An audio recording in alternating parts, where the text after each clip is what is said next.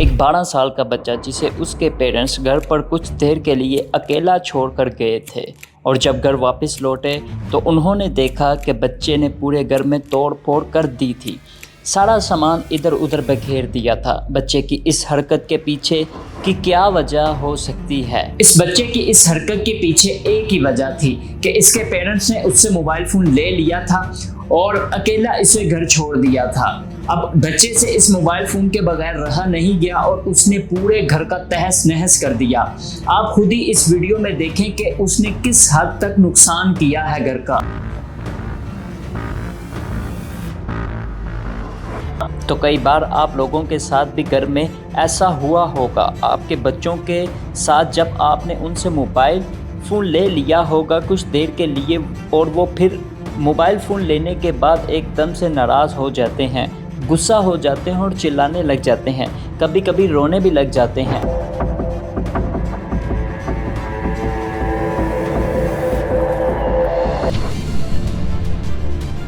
आखिरकार ऐसा किस वजह से बच्चे करते हैं कि अगर उनसे मोबाइल फ़ोन ले लिया जाए तो वो एकदम से गुस्सा हो जाते हैं और बिना मोबाइल फ़ोन के उनसे रहा ही नहीं जाता। तो चलो अब जानते हैं कि क्यों बच्चे इस तरह से हरकत करते हैं।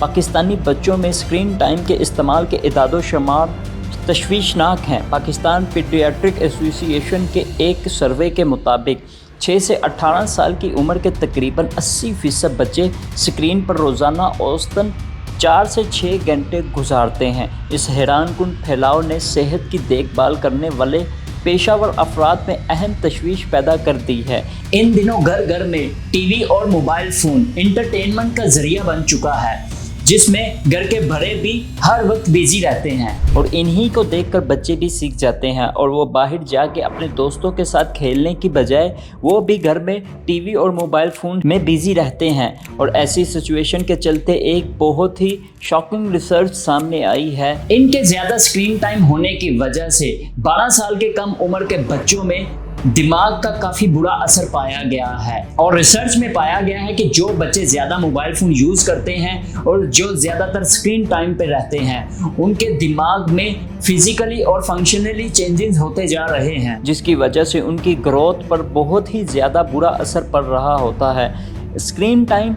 ज़्यादा होने की वजह से बच्चों के दिमाग की जो काम करने की कैपेसिटी है वो भी बहुत ही ज़्यादा कमज़ोर होती जा रही है।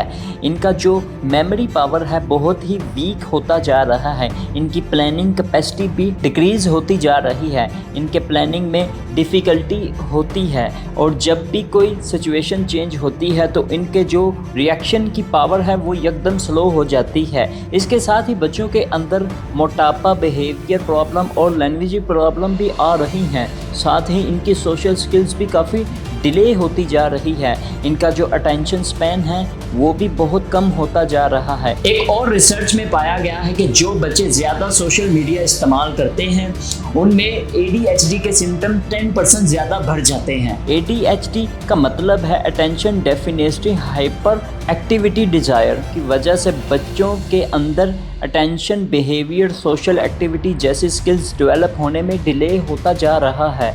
कई बार आपने देखा होगा कि जब आपका बच्चा बहुत ज़्यादा फ़ोन यूज़ कर रहा होता है और आप उसके हाथ से जब फ़ोन ले लेते हैं तो वो एकदम से गुस्सा हो जाता है और बिना फ़ोन के उससे रहा ही नहीं जाता। उसमें एंजाइटी दिखने लगती है आपको। फॉर एग्ज़ाम्पल, अगर आपका बच्चा बहुत ज़्यादा टीवी देख रहा है, वीडियो गेम खेल रहा है या फिर बहुत ज़्यादा मोबाइल यूज़ कर रहा है और ऐसे में जब अगर आप उनके हाथ से फ़ोन ले लेते हैं या टीवी बंद कर देते हैं या वीडियो गेम्स उसे खेलने नहीं देते तो ऐसी सिचुएशन में बच्चा क्या करता है? बच्चा इतना ज़्यादा मोबाइल से एडिक्टेड हो चुका होता है या टीवी देखने का आदी हो चुका होता है कि जब उसके हाथ से फ़ोन ले लिया जाए या टीवी बंद कर दिया जाए तो उसके बाद उसमें एंजाइटी होने लगती है क्योंकि इससे रहा ही नहीं जाता। बिना फ़ोन के या बिना टीवी देखे और बार बार आपसे फ़ोन मांगेंगे, बहुत ही रेसल्स फील करेंगे और वो ख़ुद को नहीं समझ पाते कि उनको मोबाइल फ़ोन की इतनी आदत लग चुकी है। अब उसके बिना उनसे रहा ही नहीं जाता। फ़ोन की इतनी ज़्यादा लत लगने की वजह से अब उनके लिए बिना फ़ोन के रहना बहुत ही मुश्किल हो गया है और इसी वजह से इस एडिक्शन को दूर करने के लिए बच्चों का स्क्रीन टाइम कम करना बहुत ज़्यादा ज़रूरी हो गया है। बच्चों को ह्यूमंस की ज़रूरत है, स्क्रीन की नहीं।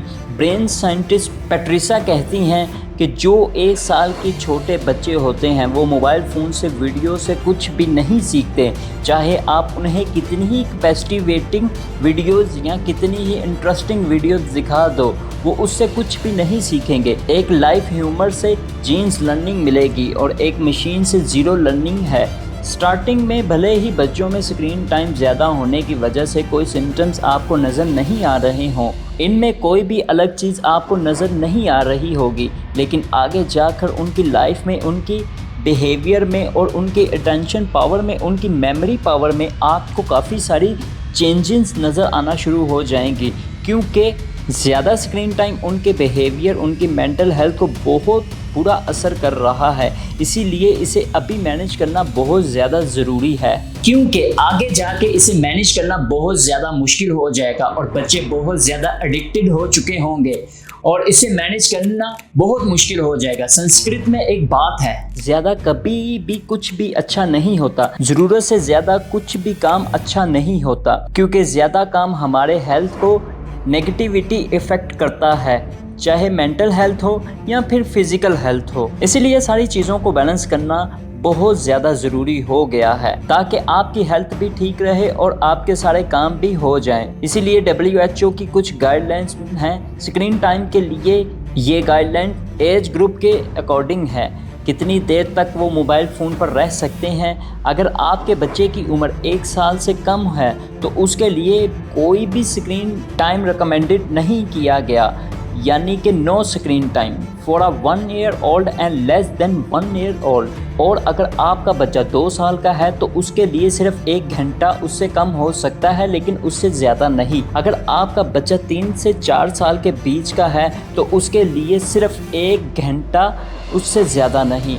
क्योंकि अगर इससे ज़्यादा बच्चा स्क्रीन पर रहेगा तो उसके बिहेवियर, उसकी कम्युनिकेशन स्किल्स, उसकी वोकैबुलरी जैसी स्किल्स डेवलप होने में डिले हो जाएगा, उसका अटेंशन स्पैन कम हो जाएगा, उसका डिसीजन मेकिंग पावर कम हो जाएगी। साथ ही साथ ज़्यादा स्क्रीन टाइम की वजह से उसकी क्रिएटिविटी, उसकी प्रॉब्लम सॉल्विंग स्किल्स भी काफ़ी ज़्यादा इफ़ेक्ट होगी। और सबसे ज़्यादा नुकसान तब होता है जब ज़्यादा स्क्रीन टाइम की वजह से बच्चे और आपके बीच का जो रिलेशनशिप है वो काफ़ी ज़्यादा सफ़र होता है। क्योंकि आपने ध्यान दिया होगा कि जब भी बच्चे मोबाइल फ़ोन में होते हैं या टीवी देख रहे होते हैं तो उनका आपकी बातों पर बिल्कुल भी ध्यान नहीं होता।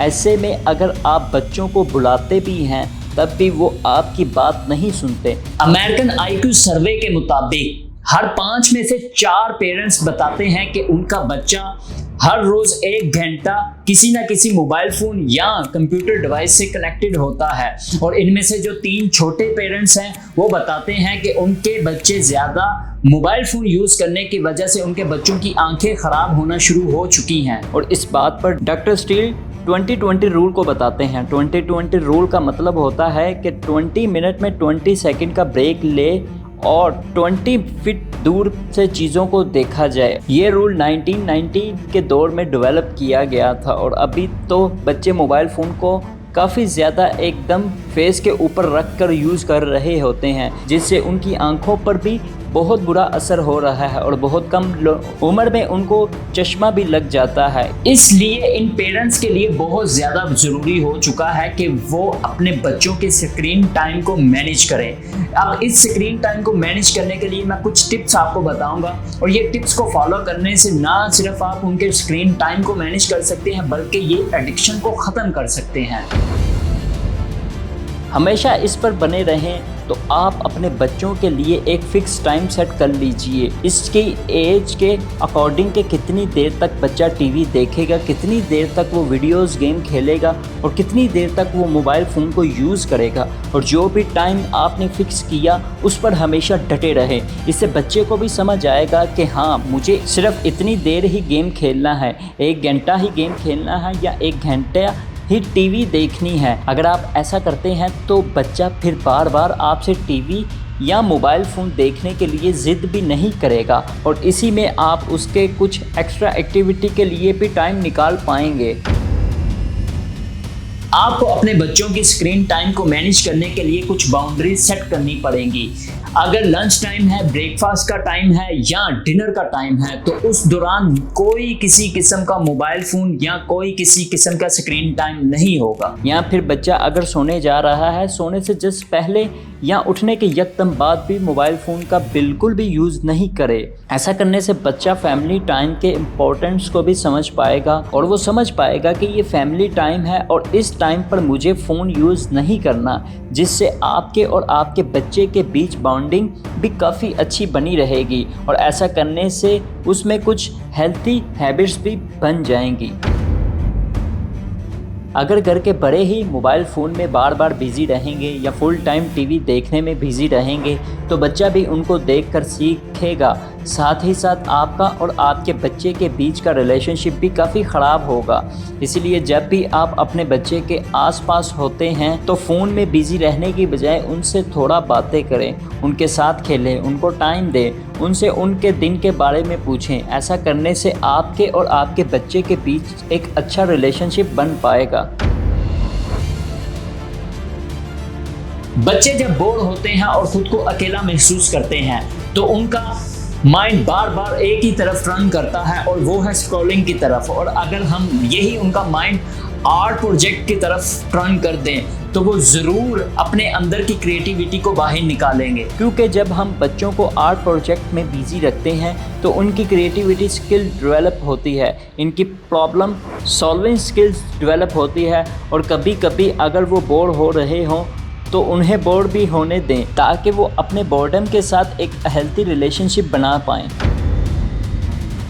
कई बार क्या होता है कि बच्चे पेरेंट्स की नज़र से बचकर मोबाइल फ़ोन का यूज़ कर रहे होते हैं। ऐसे में अगर उनके बेडरूम में स्क्रीन या टीवी है या मोबाइल फ़ोन उनको दिया हुआ है तो वो उसी में बिज़ी रहते हैं और आप उन पर निगरानी भी नहीं रख पाएंगे। इसीलिए इनके बेडरूम में कोई टीवी या मोबाइल फ़ोन अलाउ नहीं करना चाहिए, क्योंकि अगर ऐसा होता है तो वो पूरी रात भर टीवी या फिर मोबाइल फ़ोन में बिज़ी रहेंगे और इससे इनकी स्लीप भी बहुत डिस्टर्ब होगी। और इसलिए आपको ऐसे रूल बना देने हैं कि बच्चों के रूम में ना कोई कंप्यूटर हो, ना कोई वीडियो गेम का कोई। चलो तो अब हम बात करेंगे कि आपके बच्चों के अंदर जो ज़्यादा स्क्रीन टाइम देखने की वजह से मेमोरी पर बुरा असर पड़ रहा है, हम उसको शार्प कैसे कर सकते हैं। जहां एक तरफ ज़्यादा स्क्रीन टाइम की वजह से आपके बच्चों का अटेंशन स्पैन कम होता जा रहा है, उनके जो सोशल स्किल्स हैं वो भी डिले होती जा रही हैं। वहीं दूसरी तरफ अगर मैं आपका ध्यान योगा की तरफ ले जाऊं तो ये सदियों पुरानी रीत और रवाज है जो हमारे दिमाग को शांत करने के लिए यूज़ की जाती है। क्योंकि जब हम योगा करते हैं तो उनकी पावरफुल वाइब्रेशन से हमारा दिमाग शांत होता है। जब हम योगा करते हैं तो हमारा दिमाग शांत हो जाता है और जब हम बच्चों को योगा सिखाते हैं तो योगा की वजह से उनके अंदर की क्रिएटिविटी, उनकी मेमोरी पावर और उनके अंदर की प्रोडक्टिविटी स्किल्स जो है वो डेवलप होती हैं। उनका माइंड एकदम शार्प बनता है। योगा से बच्चों में फोकस इम्प्रूव होता है, उनका जो पेशेंस लेवल है वो बढ़ता है और साथ ही साथ उनमें इनर पीस की ख्वाहिशात भी पैदा होती हैं। तो सवाल ये होता है कि कैसे होगा और स्क्रीन टाइम के बीच अच्छे से बैलेंस बनाया जाए। और ये बैलेंस बनाने के लिए आपको आपके बच्चों की डेली रूटीन में माइंडफुलनेस प्रैक्टिस को लाना होगा। उनके स्क्रीन टाइम को लिमिटेड करके बच्चों को योगा के ब्यूटी से इंट्रोड्यूस करवाना होगा। एक बात हमेशा याद रखें कि बच्चों का जो दिमाग होता है वो एक स्पॉन्ज की तरह काम करता है। उनका ब्रेन हमेशा इस चीज़ को अब्जॉर्व करने के लिए रेडी रहता है। इसीलिए बच्चों को वो चीज़ सिखाएं जो उनके लिए ज़रूरी है और जो उनका दिमाग को शांत रख सके।